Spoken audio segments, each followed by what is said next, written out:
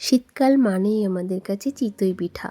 চিতই পিঠা মোটামুটি আমরা সবাই পছন্দ করি। চিতই পিঠা বানানোর জন্য প্রথমে নিলাম 2 বাটি চাল। এটা আতপ চাল। তার মধ্যে জল দিয়ে ভালো করে চালটা ধুয়ে নিতে হবে।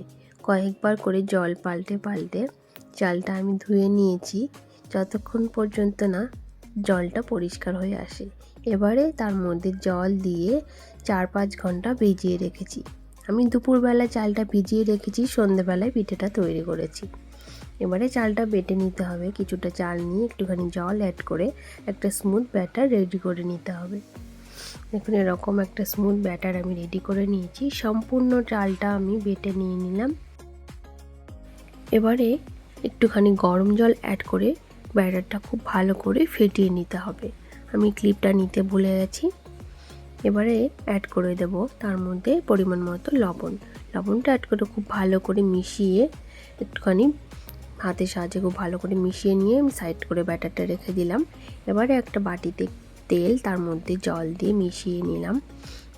এবার ব্যাটারের মধ্যে দিয়ে দিলাম 1/2 টিস্পুন মতো বেকিং পাউডার। বেকিং পাউডার দিয়ে তার সঙ্গে একটু জল দিয়ে খুব ভালো করে মিশিয়ে নেব, যাতে বেকিং পাউডারটা খুব ভালো করে মিশে যায় আর ব্যাটারটা একটু লাম্পস ক্রিয়েট হয়। এবারে একটা আপে প্যান নিয়ে তার মধ্যে সেই তেল আর জলের যে মিক্সটা সেটা একটু ব্রাশ করে নিয়ে 1 চামচ করে ব্যাটার দিয়ে প্রত্যেকটা মোল্ডে আমি ভর্তি করে নিলাম।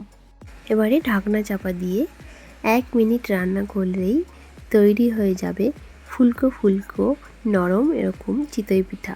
এই শীতে অবশ্যই আপনারা একবার হলেও এই রেসিপিটা ট্রাই করবেন।